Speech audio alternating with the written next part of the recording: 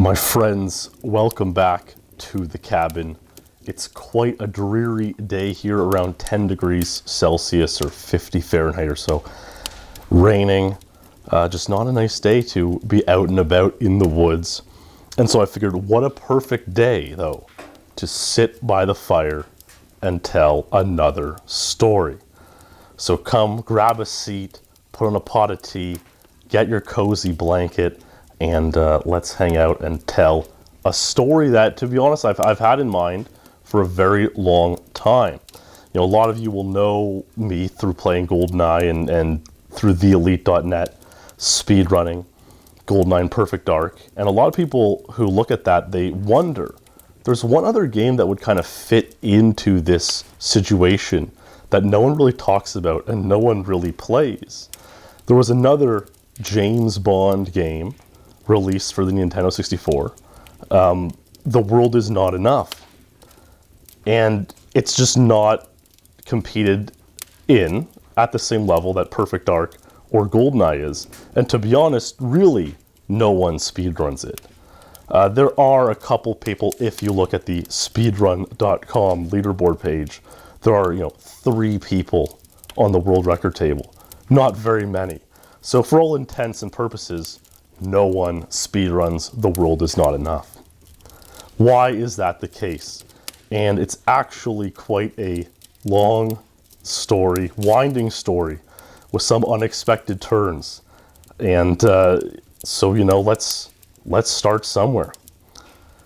Back in the day, people would pick up the game, and it doesn't have quite the same feel as GoldenEye Perfect Dark, not quite built on the same engine, so that might speak to it somewhat. And the game just, it's kind of hard to say when you look at GoldenEye Perfect Dark, but The World's Not Enough just didn't age as well at all. When you pause in The World's Not Enough, which is going to come up a lot here, the game's called Twine for short as well. When you pause, you get this cheesy Motorola flip phone, cell phone interface looking thing, which was probably high tech at the time in the year 99 or 2000. But now it just becomes so dated. You compare this to GoldenEye or Perfect Dark.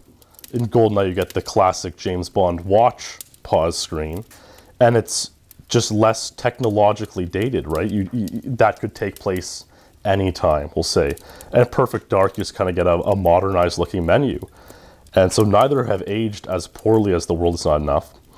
And that's certainly nowhere near the whole reason. But there's a lot of things wrong with the game. So now, I enjoyed playing the game a lot, actually, when I was younger.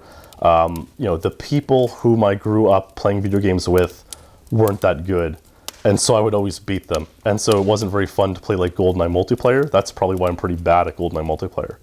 But The World Is Not Enough you could throw in like these AI bots and play 2 versus 2, right? Me and a buddy versus 2 bots. And as a result, we could actually play, right? And I had a lot of fun doing that. There was this one multiplayer level on like a ski lift or something like that, and it was a lot of fun to play around on. But The World Is Not Enough ended up being a game where a couple of guys in the elite picked it up and just played around with it a little bit. Often what happens when guys get burnt out of GoldenEye in the community is they'll make up these sort of silly side categories. Like Turbo Mode was very popular at a time.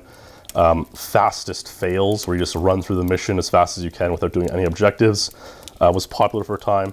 And actually, this one person named Brandon Sanford, or BCKS was his username, Bix for short, Brandon.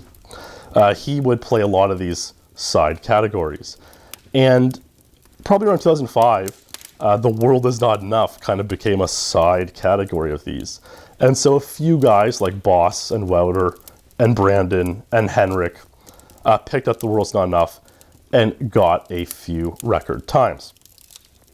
And what's kind of interesting is if you look at the World's Not Enough rivalry page, they made a little rivalry rankings side page back then, and you look down the page, and you look at it compared to today, there's one thing that will stand out. One thing that stands out is that today's page is that Henrik, we all know Henrik, TASer, Tide Mark's train agent record. He has almost all the world records on The World Is Not Enough. Again, it's not quite as impressive as Matthias in Mario Kart 64, because again, there's only 2 or 3 people who have actively played The World's Not Enough in the last few years. But it's still kind of neat to see Henrik has almost all the records, except for one gentleman, Mavelock, who has like a City of Walkways double agent record. So that's the one Henrik is missing. But if you look at the pages, look at the times, one thing will stand out is that Brandon Sanford's records on a level called Cold Reception, which is a skiing level, are better than Henrik's records today by a good margin. The agent record, I think, is 209, Brandon has compared to 216 by Henrik, and 207 on Secret Agent compared to 216 by Henrik today. So what happened there? And why did this result in, basically no one speedrunning The World's Not Enough if they weren't already? Okay, so back in the day, most people didn't have the technology to capture their own runs at home. A lot of people had a VCR, right? If you're a 90s kid, you remember, scheduling to record a show if you had to go out that night. You'd set the timer on the VCR, which were very difficult to program sometimes. For 8:30, you'd record your episode of whatever and come back and watch it later. Almost everyone had access to a VCR that they could use to record their gameplay, their Nintendo 64 gameplay. But very few people had capture cards. So what would happen is everyone would record their own gameplay one way or another, and then they would send out their VHS tapes to other people to capture their runs. And there were a number of people who could capture the runs, but they all kind of had their own little quirks. Jimbo is one guy who had a capture card. I mean, he must have had it when he was 15 or 16 years old. And he was taking tapes from a lot of people, capturing runs. Now, the one downside with Jimbo was that he was on dial-up internet for a long time, till like 08 maybe. He was on dial-up for a long time. So if you sent him your tapes, it would be very hard to receive the videos from file transfer. We'd usually do it through AOL Instant Messenger get files at the time, which are a very convenient actually way to get files. You would just set up a folder on your computer, and anyone who you had on the messenger could go in and get files in there. Really great at sharing Goldeneye videos in this case. I remember one story where Jimbo and Wouter, it took them like a day and a half to transfer a Silo 00 Agent video or something. Anyways, as a result, if you watch a Jimbo video, they're cropped very closely. Like usually if you watch the opening cutscene on a level, like a Silo or Surface 1, you'll see the whole cutscene play out and cut in. And Jimbo would crop them to like a frame or two before you get control of Bond, just to make the video file as small as possible so that it could be more easily transferred on his dial-up internet. And I mean, the funny thing is the video files were like 12 MB back then, right? So he'd be saving maybe 0.2 MB, but it would make a difference. So that was his quirk. Alex Anderson, Bass Boost, a well-liked guy, very reliable guy. He's the guy who I sent my tapes to, usually. His quirk was that his capture card was just like very shaky. Like he must have had some setting messed up, and so your videos didn't look great in comparison to others. Another guy, Greg Larkin, who's kind of been a perennial, 50th ranked type player for the past decade in Goldeneye. He got a capture card in maybe 06 or 07.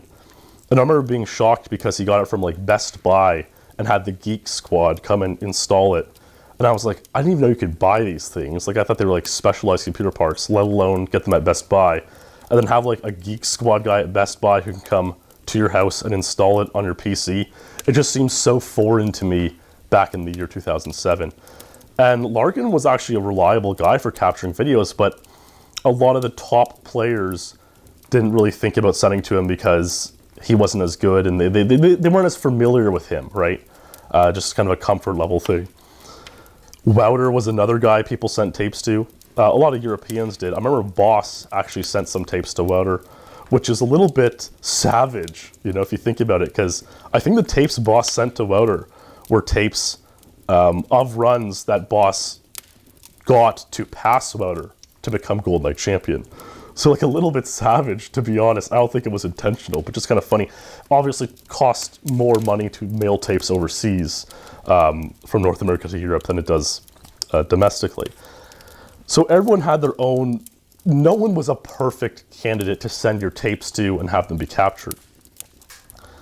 And then came along a gentleman named Mouser. And Mouser is like really this legend in the Elite community because he always kind of had a low profile, but then he would come along and do things like he was the first guy to tie Wouter's Bunker 1's agent 17 seconds untied, once considered one of the best records in the game, maybe the best. Mouser tied that. Then Mouser tied Boss's Runway Agent 22 only a few months later, which was like Boss's version of Wouter's 17. So here's Mouser coming along tying two of these amazing, incredible world records. And it was shocking to see a new player do that when all these other guys, you know, I was in there, Chervone, Ilu, Jimbo, all these other guys have been playing and not able to do so. But Mouser always kind of had this air of sketchiness to him. I think he would even agree. In 2006, there was a thread made. We knew Mouser lived in Manitoba near Alex Anderson Bass Boost. You know, I know some of you Americans might not know Manitoba. It's like above North Dakota, right? So in there. And in 2006, a thread appeared on the Elite forums. A gentleman came by saying his name was Nathan Keeper, and he was from Brandon, Manitoba. And here's a list of all his Goldeneye times. He wants to join the rankings, and he has tapes of them all. And they were really good times. They would put him in like 20th, you know, 15th to 25th, somewhere in their place. And so that's unheard of to see a new player join and already have a complete times page. You might see someone join who is really good and have a really great record, and that might be like kind of suspicious enough, or at least make you a little bit think about, you know, question its legitimacy, whether it was or wasn't. But someone joining with a full times page of decent times was unheard of. So it kind of set this firestorm on the boards for a day. People going, oh my God, is this guy legit? Who's he gonna send tapes to? And then Mouser came along and claimed that he knew the guy from his childhood, and he would, you know, play video games. He'd play Goldeneye Multi with the guy back in Brandon, Manitoba. And it was just kind of too unbelievable. But back in 2006, there was just less, you were less experienced online, and so you kind of wanted to believe these stories more and more. Anyways, nothing ever came of Keeper. Most people believe it was Mouser doing a double troll with an alt account, and you know, sometimes they're impressive, so there you go. But just an example of Mouser's sort of sketchiness at times. But the one thing with Mouser is that he had the best VHS capture of anyone in the Elite. It looked so clean for some unknown reason. He could just nail it down. It looked beautiful. And so this made people want to send their tapes to him. And a few people did, and a few people had their tapes made by him. Clemens sent tapes, I think a couple of times actually. And Brandon Sanford, our old pal, sent some tapes to Mouser. Now the thing with Brandon is you know, he was a great, very likable guy. He was a little bit older too, maybe about 10 years older than even me, or maybe even maybe 12 or 13 years older. And, you know, now I'm on the older end of the speedrunning spectrum. And so Brandon was much older than even the kind of middle-aged guys. And he was, you know, he lived a simple life in the Pacific Northwest. One of his favorite hobbies was to collect every PlayStation 2 game. I remember talking to him in 2006 or so, and he was dead set on even like the children's games with, you know, like a pony or the main character was like an egg or whatever it may be. He wanted to get all of them and beat all of them. And I thought that was kind of a strange thing, but to each their own. There's worse things you could collect, I would say. We've seen a lot more of those come out lately on the internet for sure. But he wanted every PS2 game. I don't know if he ever actually got them all. PS2 made games for a very long time. But that was something you wanted to do, right? So video gaming was a huge, huge part of his life. And he was actually a top 10 Goldeneye player in the end of 2005 before the new kind of crew came along and knocked him out. He had some really weak times though. Like I remember Damn Secret Agent 122 might not even be worth points anymore. He had that in the top 10 of Goldeneye. Same as Archives 58s when the records were 55 seconds.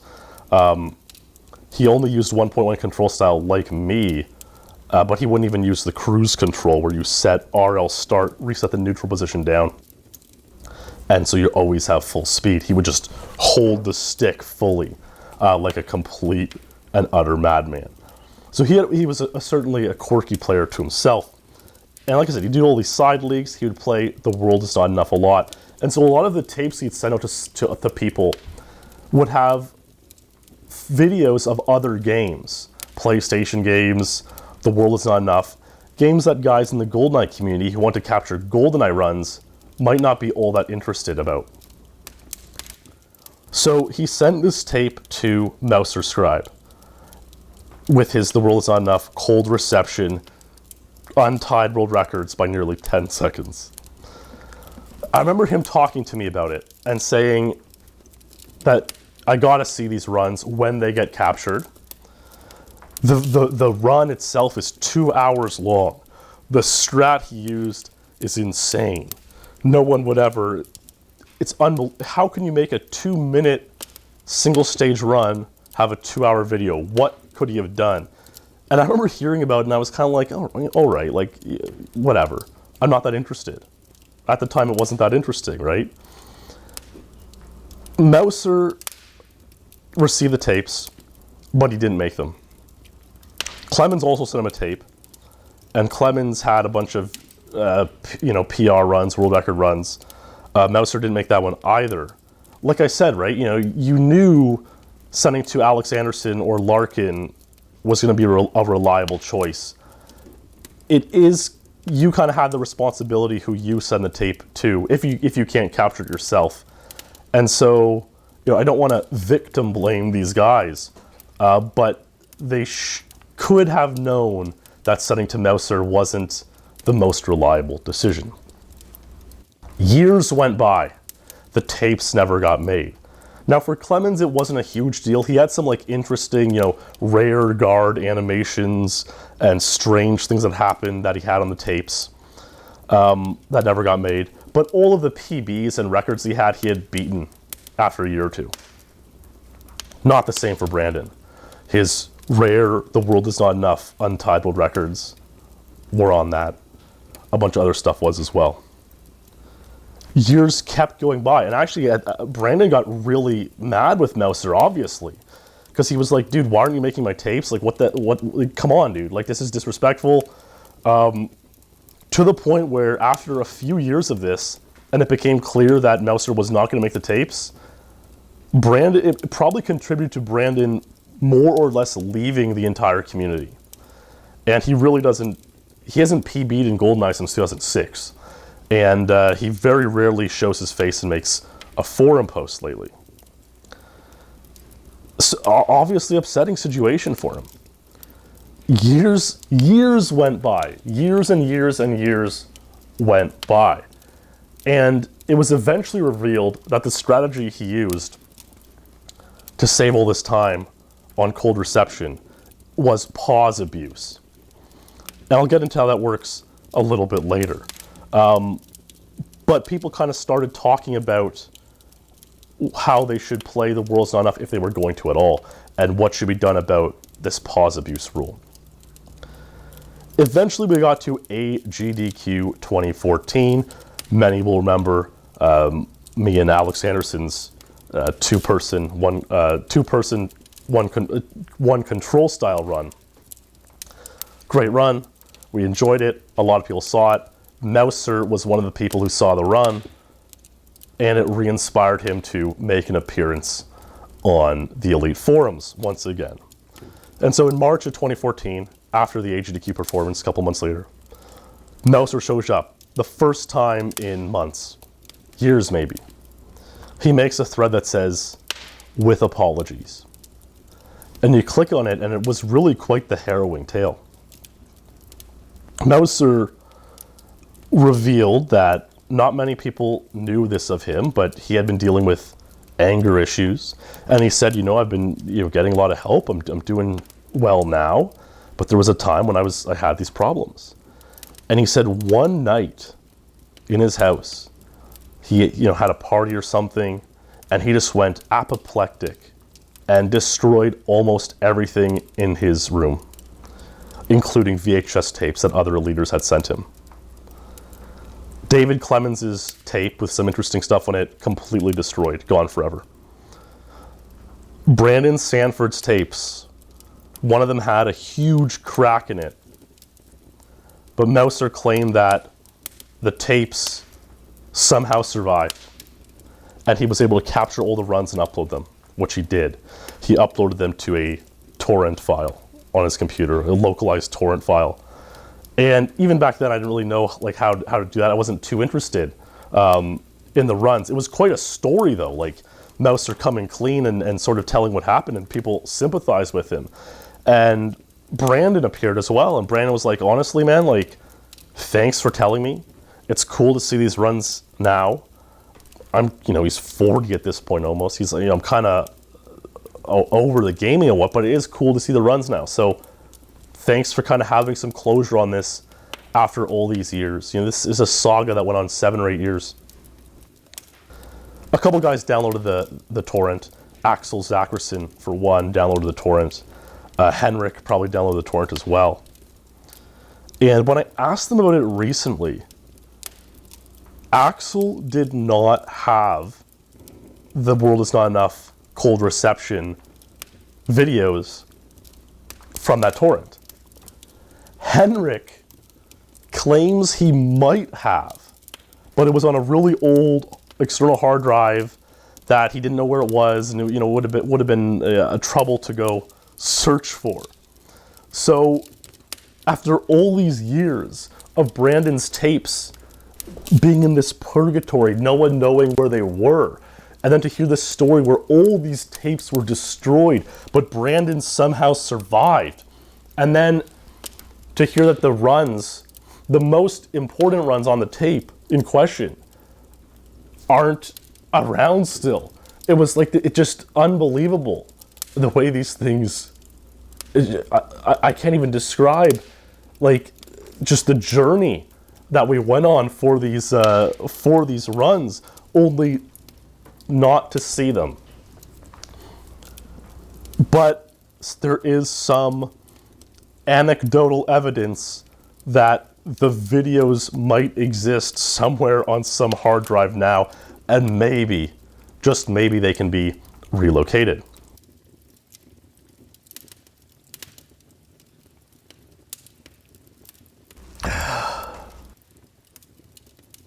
So what was on these tapes that was such a killing blow to anyone wanting to speedrun The World Is Not Enough? Well, I asked Henrik, I asked Mavelock about it, and they said the strategy that had been discovered, that Brandon used on this 2-hour-long recording of a 2-minute run, was you repeatedly pause. You pause buffer the entire stage. You can imagine if you've speedrun Ocarina of Time and you've pause buffered tricks and you spend a minute pause buffering a single trick, it's not the most enjoyable way to speedrun, to say the least. So, as it happens in The World Is Not Enough, when you pause and then you unpause, for 1 frame, the position of Bond will update, but the timer won't restart for 2 frames. It's absurd that a game can be so broken. So if you're at full speed, you pause, and then you pause, buffer every frame, you will move, but the timer won't continue. Absurd. On most levels, this will save time. However, you'll eventually go back to 0 speed. You do lose speed because in that one unpaused frame while you're still moving, there are no inputs being processed. So it doesn't know you're still holding movement forward. So you lose speed. And as a result, you could pause buffer a whole level. You would do it, you'd update Bond's position, move a few meters, time wouldn't update, then you'd have to accelerate to full speed again, and then do it again. And it's not quite that efficient. But on cold reception, it's a skiing level. And so you're always skiing downhill. And it's sort of almost like an auto scroll. You're always moving. Bond's movement speed is never 0. So you could theoretically pause buffer that entire level perfectly. Apparently the earliest you can pause is 11 frames in, and then there's like 2 or 3 frames where you have to shoot some barrels. So you could get a 13 frame time on cold reception. And the way the world's not enough and Goldeneye calculate the in-game time is it just truncates it. So 13 frames is less than 30, it's less than a second, you get a 0, 0, 0 time. A world record of 0 seconds is theoretically possible.